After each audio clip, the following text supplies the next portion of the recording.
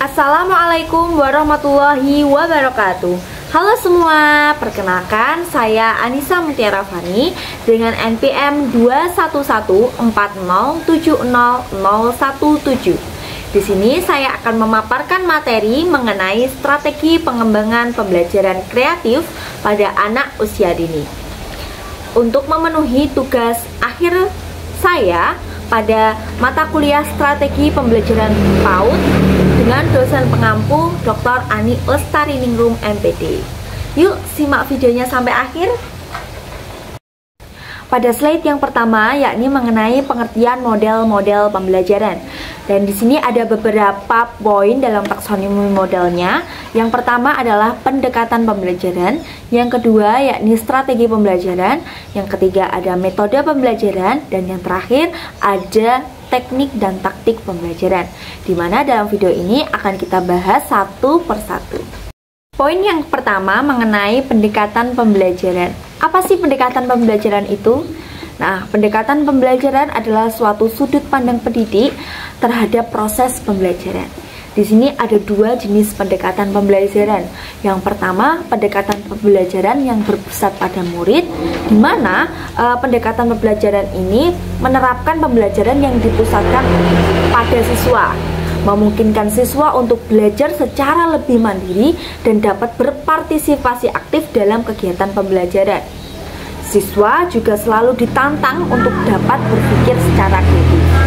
Yang kedua yakni pendekatan pembelajaran yang berpusat pada guru, di mana pendekatan pembelajaran ini menempatkan guru sebagai satu-satunya sumber pembelajaran.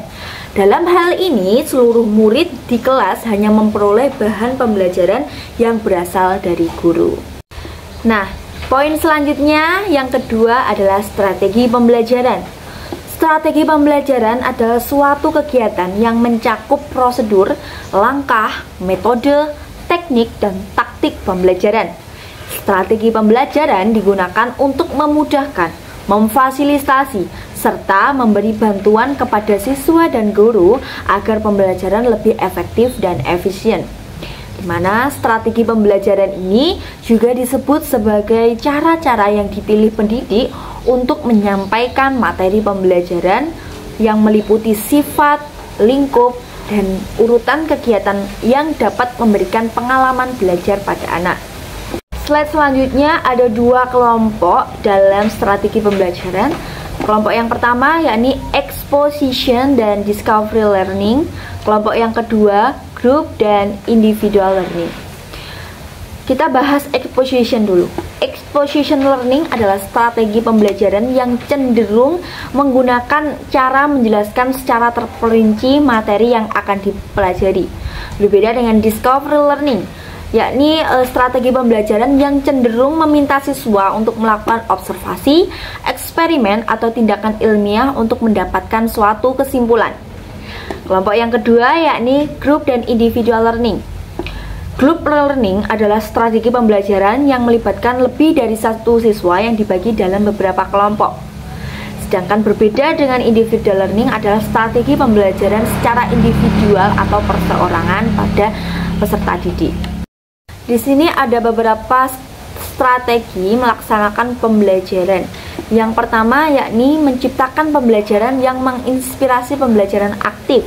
Yang kedua, menciptakan suasana yang dapat menginspirasi partisipasi secara aktif. Yang ketiga, menciptakan suasana yang menginspirasi kerjasama. Yang keempat, memakai waktu kelas secara efisien. Yang kelima, menggunakan kelompok kecil secara efisien. Dan yang terakhir ada pencegahan kemunculan permasalahan disiplin. Masuk pada poin ketiga yakni mengenai metode pembelajaran. Apa sih metode pembelajaran itu? Metode pembelajaran yakni langkah operasional dari strategi pembelajaran yang sudah dirancang sebelumnya. Nah, metode pembelajaran ini dapat dicontohkan seperti metode ceramah, metode demonstrasi, metode diskusi, metode penugasan, dan metode-metode yang lainnya. Lanjut pada poin yang keempat mengenai teknik dan taktik pembelajaran. ada perbedaan nih antara teknik dan taktik pembelajaran. Teknik pembelajaran yakni cara pendidik dalam mengimplementasikan suatu metode secara spesifik. Misalnya, penggunaan metode ceramah pada kelas dengan jumlah siswa yang relatif banyak membutuhkan teknik tersendiri dan berbeda dengan kelas yang memiliki relatif yang lebih sedikit jumlah kelasnya. Sedangkan untuk taktik pembelajaran yakni gaya seseorang dalam melaksanakan metode atau teknik pembelajaran tertentu secara individual. Misalnya terdapat 2 orang sama-sama menggunakan metode ceramah, tetapi ada kemungkinan ada perbedaan dengan taktik yang digunakannya pada setiap individu. Nah, apabila antara pendekatan, strategi, metode, teknik, dan taktik pembelajaran sudah terangkai menjadi satu kesatuan yang utuh, maka akan terbentuklah suatu model pembelajaran.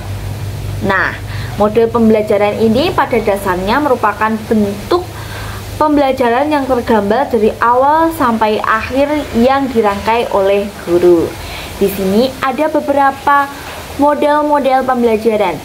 Yang pertama ada model sudut.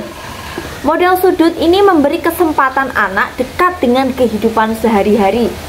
Model ini bersumber pada teori Montessori. Nah, macam-macam sudut yang dikembangkan, yang pertama ada praktek kehidupan, yang kedua pendidikan kesadaran sensori, yang ketiga seni berbahasa, yang keempat matematika dan geometri, dan yang terakhir ada sudut budaya. Nah, model yang kedua adalah model kelompok dengan kegiatan bermain. Nah, pola pembelajaran dengan cara mengelompokkan anak ini akan menjadi beberapa kelompok. Biasanya menjadi 4 kelompok, tetapi dapat disesuaikan oleh lembaga masing-masing. Bisa 3 kelompok, bisa 4 kelompok, dan ataupun disesuaikan saja. Dan setiap kelompok melakukan kegiatan yang berbeda-beda. Dalam satu pertemuan, anak didorong untuk menyelesaikan 3-4 kegiatan dalam kelompok secara bergantian. Apabila dalam pergantian kelompok terdapat anak yang sudah selesai, maka anak tersebut dapat melanjutkan kegiatan lain selama masih ada tempat. Misalnya, dalam satu kelas ada 3 kelompok, maka anak-anak nanti akan secara bergantian berurutan. Kelompok 1 jika sudah selesai dapat ke kelompok 2, kelompok 2 dapat ke kelompok 3, dan kelompok 3 dapat ke kelompok 1, dengan catatan selama masih ada tempat. Nah, misal belum ada tempat bagaimana? Masuk pada poin kelima. Jika tidak ada tempat, maka anak dapat bermain pada tempat yang sudah disediakan guru. Tempat tersebut disebut dengan kegiatan pengaman. Apa sih kegiatan pengaman itu? Masuk pada poin 6. Kegiatan pengaman sebaiknya disediakan alat yang lebih bervariasi dan sering diganti sesuai dengan tema. Dimana misal pada kelompok 1 ada anak yang sudah selesai, namun kelompok 2 dan 3 belum ada anak yang selesai, jadi kan tidak ada tempat. Maka ada kegiatan pengaman di sudut kelas, dimana kegiatan pengaman ini dapat beraneka macam. Misalnya tema pada hari itu adalah bahan-bahan alam, maka kegiatan pengaman yang disediakan ya berhubungan dengan kegiatan alam, misal daun-daunan, batu, balok, dan lain sebagainya. Pada model selanjutnya yakni model area. Ini ada beberapa filosofi pada model area. Yang pertama yakni melibatkan anak secara alamiah dalam proses belajar. Yang kedua, lingkungan dirancang menggunakan konsep tahap demi tahap sehingga anak bereksplorasi, mempelopori, dan menciptakan. Yang ketiga, bahan ajar guru menggunakan pengetahuan yang tepat dan sesuai tahap perkembangan anak. Dan yang keempat adalah peran guru adalah menyusun tujuan perkembangan anak secara individu dan kelompok. Dalam model area ini ada beberapa tujuan. Yang pertama, yakni menanggapi minat anak. Yang kedua, menghargai kelebihan dan kebutuhan setiap anak. Yang ketiga yakni menjaga keingintahuan alami untuk bertahan hidup. Yang keempat yakni mendukung pembelajaran bersama. Nah, di sini ada juga macam-macam area nih. Ada 9 macam area. Yang pertama adalah agama. Yang kedua, area membaca dan menulis. Ketiga, area bahasa. Keempat, ada area seni atau visual. Yang kelima, ada area matematika. Yang keenam, ada area drama. Yang ketujuh, ada area gerak dan musik. Yang kedelapan, ada area balok. Yang terakhir, ada area sains. Nah, jadi ada 9 macam area. Namun dalam satu lembaga tidak diperlukan atau tidak harus memiliki 9 area. Boleh digabungkan atau disesuaikan dengan kebutuhan lembaga tersebut. Misal pada area drama ini bisa digabungkan dengan seni atau visual. Atau drama juga bisa digabungkan pada area bahasa. Area matematika juga bisa digabungkan dengan area sains dan lain sebagainya. Disesuaikan oleh kebutuhan lembaga masing-masing. Model yang terakhir adalah model sentra. Apa sih model sentra itu? Nah, model sentra ini kegiatan pembelajaran yang seimbang antara dukungan guru dengan inisiatif anak. Pembelajaran sentra menekankan pada dukungan pengembangan minat, potensi, dan kekuatan anak. Model sentra ini memandang bermain itu sebagai bekerja atau kerja anak. Nah, model sentra ini artinya anak bebas bergerak. Guru itu hanya sebagai fasilitator untuk mengembangkan kecakapan, keleluasaan, dan eksplorasi anak. Selebihnya kegiatan diserahkan kepada anak secara mandiri dan bebas. Seperti itu. Model-model pembelajaran yang saya sebutkan tadi dapat disesuaikan oleh kebutuhan masing-masing lembaga. Dalam lembaga boleh menggunakan salah satu pada model-model pembelajaran tersebut. Nah, setelah pada model-model pembelajaran, kita akan masuk pada pelaksanaan pembelajaran. Ada 6 poin dalam pelaksanaan pembelajaran. Yang pertama adalah interaktif.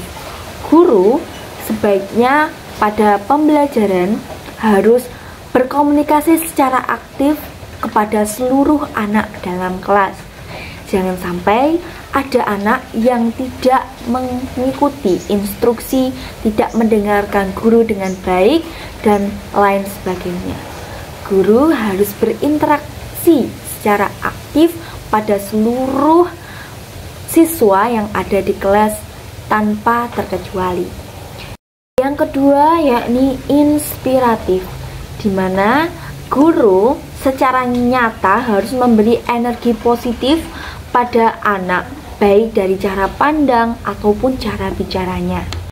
Ketiga yakni menyenangkan. Anak itu cenderung tidak suka dibentak. Jangan sampai anak merasa takut pada pembelajaran. Sehingga bermain adalah salah satu cara yang baik untuk menyampaikan pembelajaran. Kita tidak perlu dengan cara kekerasan untuk memaparkan materi kepada anak. Biarkan anak secara perlahan memasukkan materi pembelajaran yang kita bawakan secara menyenangkan. Selanjutnya adalah menantang.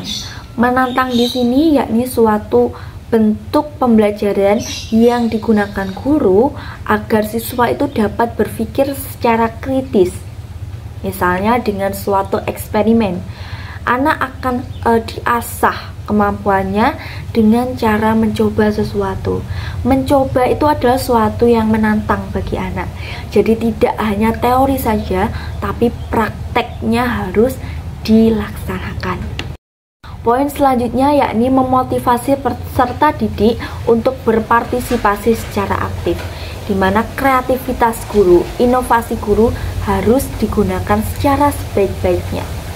Anak-anak akan berpartisipasi secara aktif jika pembelajaran yang diberikan guru itu kreatif dan menarik, sehingga guru harus selalu berinovasi atau menggunakan pembelajaran yang baru agar anak dapat berpartisipasi aktif dan anak tertarik oleh pembelajaran yang diberikan oleh guru. Terakhir adalah memberi ruang yang cukup bagi prakarsa kreativitas, kemandirian sesuai dengan bakat, minat, dan perkembangan fisik serta psikologis peserta didik, di mana setiap anak itu memiliki potensi sendiri-sendiri, memiliki minat bakat yang sendiri-sendiri. Ada yang memiliki minat bakat menggambar, bernyanyi, menari, dan lain sebagainya. Guru harus memberi ruang yang cukup, memberi fasilitas yang cukup pada setiap individu, dan jangan disamakan antara individu satu dengan individu yang lainnya, seperti itu. Nah, materi pelaksanaan pembelajaran kali ini menjadi penutup atau sekaligus menjadi materi terakhir pada pemaparan materi strategi pengembangan pembelajaran kreatif pada anak usia dini. Apabila saya ada salah-salah kata yang kurang berkenan, saya mohon maaf yang sebesar-besarnya. Semoga bermanfaat. Akhir kata, sampai jumpa di lain waktu. Wassalamualaikum warahmatullahi wabarakatuh. Bye.